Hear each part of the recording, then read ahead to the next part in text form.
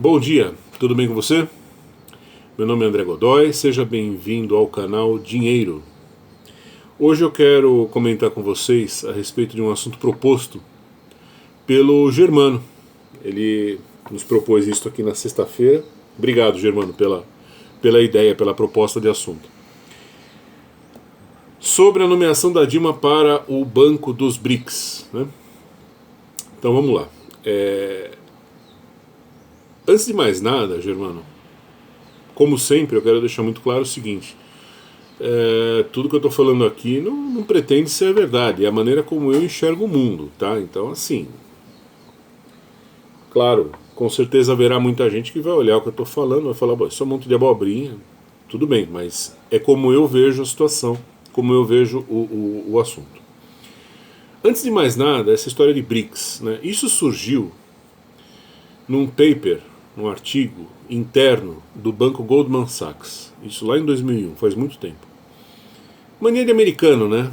De tentar categorizar, tentar encontrar padrões. Qual padrão existe entre uma nação latina, outra eslava, outra hindu e outra chinesa? Eu não sei. Mas os caras conseguiram botar esses quatro na mesma caixinha, né? E desde então virou moda esse negócio de BRICS, né? O mundo tende a enxergar esses países como países de grande potencial, né? Que um dia serão grande coisa na vida e tal. Bom, basicamente chegou um ponto em que esses países acharam por bem formar o tal bloco oficialmente, né? Porque até então ele só existia no mundo da teoria.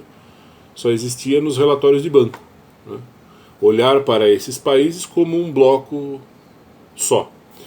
Até que esses países tiveram a brilhante ideia de oficialmente formalizar a existência do tal bloco. E fizeram isso. Né? Assim, eu particularmente acho ridícula a existência desses blocos.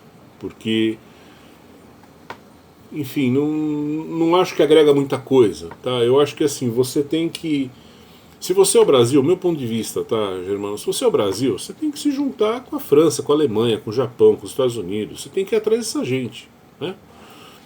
Essa gente tem algo a te ensinar. Como fazer comércio, como produzir, como fazer logística. Enfim, esses caras têm o que te ensinar. Agora, a China, o que a China tem a ensinar aos outros? Nada, né? Basicamente nada. A única força da China é que ela tem 1 trilhão de pessoas, então ela escraviza todo mundo. Lá a mão de obra vale $1 por semana e acabou. Quer dizer, eu não vejo mérito nisso. Eu acho muito mais interessante a eficiência alemã do que a força bruta chinesa. Mas é minha opinião, como eu disse no início. Então, a própria existência desse bloco já é uma coisa ridícula, né? Você se associar, é aquela mentalidade do Lula, de você se associar com outro pobre falido igual a você. Certo? Se você é pobre falido, você tem que fugir de pobre falido. Você tem que procurar outros ares. Se você é um pobre falido, é porque você está falhando em enxergar as coisas como elas são. A tua maneira de ver, a tua maneira de trabalhar está errada. Então você ganharia muito se você se associasse a alguém mais inteligente, mais sábio do que você progrediria. Agora, a partir do momento que você se alia a outros que também são do mesmo naipe que você, o que você ganha com isso, né? Enfim. E o banco surgiu tão sem sentido quanto o próprio bloco. Né? O novo banco de desenvolvimento, que é o banco do BRIC, né? Dos BRICS, ele pretende ser um banco de desenvolvimento, que também é outra ideia, assim, mais do que falida e ultrapassada, certo? Porque eu nunca vi um banco de desenvolvimento ajudar uma nação de maneira permanente. Não existe isso. O Banco de Desenvolvimento vem, eles vêm aqui em São Paulo, financiam a limpeza da calha do Rio Tietê. Aquilo está lá há 40 anos. Só some dinheiro. O rio continua podre, certo? É enxugar gelo. Então, assim, Banco de Desenvolvimento é um banco de iniciativa política. Ele não tem um propósito econômico. E eu não acredito em intenções políticas envolvendo dinheiro, Germano. Eu acho que político é o pior tipo de ser humano que existe na face da Terra. Eu acho que o assaltante de banco, o trombadinha, a prostituta, o cafetão, toda essa gente é melhor do que um político.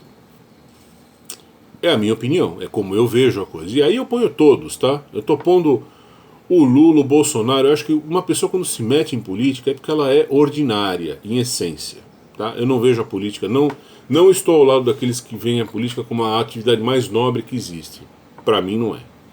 Então, tudo em volta do Banco dos BRICS e do próprio BRICS é um ato político, é um ato de propaganda política. Né?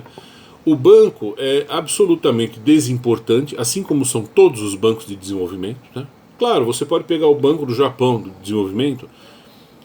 Ok, a diferença dele é que ele tem trilhões de dólares no caixa para torrar como ele quiser.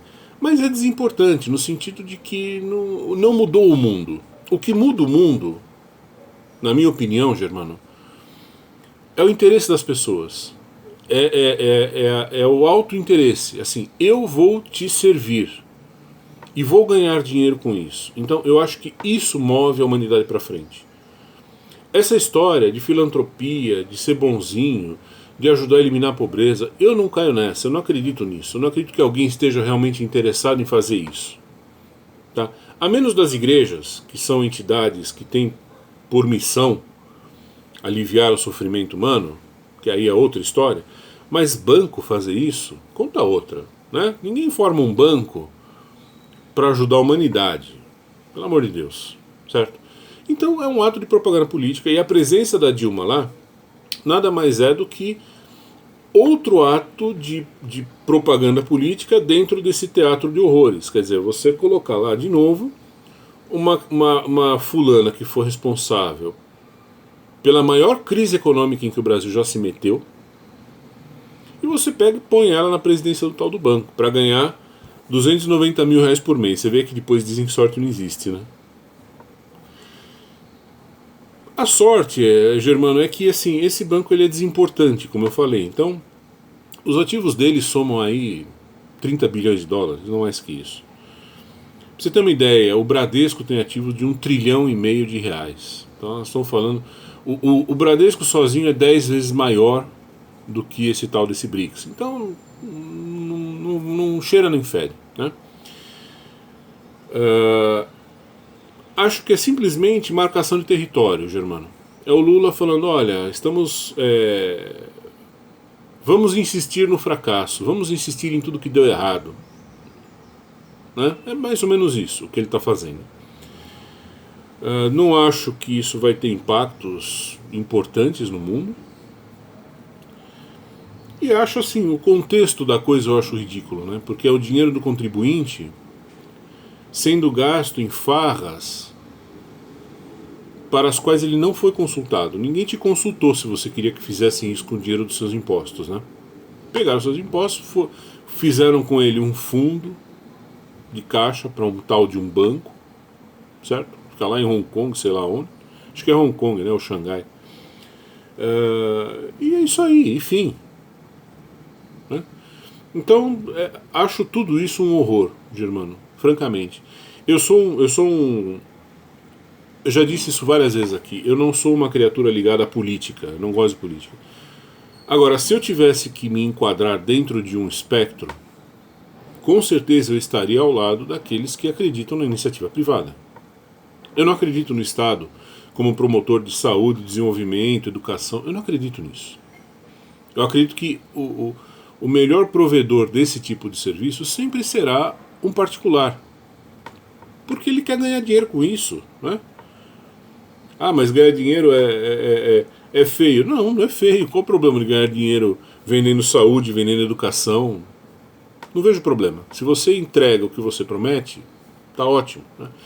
E eu acho que esses bancos de desenvolvimento, eles tentam se meter em áreas tipo saneamento básico. Onde que eles agem, Germano?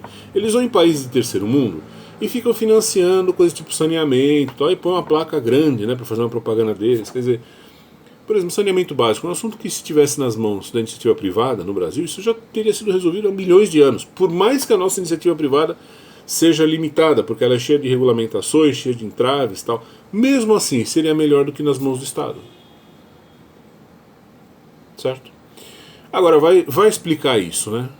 para 60 milhões de pessoas que fizeram o favor de votar no Lula. Não tem como. Então, vão continuar achando que isso é a solução, vão continuar achando que isso é bom. Veja, tem gente que diz assim, ah não, mas a existência de um banco de desenvolvimento é importante porque senão quem iria financiar atividades não lucrativas, tipo saneamento? Aí eu volto ao ponto. Saneamento é uma atividade que só é não lucrativa porque tem a pata do Estado em cima, proibindo as pessoas de agirem naquela área, de empreenderem naquela área. Tem a pata pesada, suja, imunda do Estado em cima daquilo. Fala, não, isso aqui é meu, é um monopólio meu, saneamento é um assunto meu. É isso. Então é claro, você não consegue ter uma iniciativa privada dentro de um território que é reserva de mercado estatal.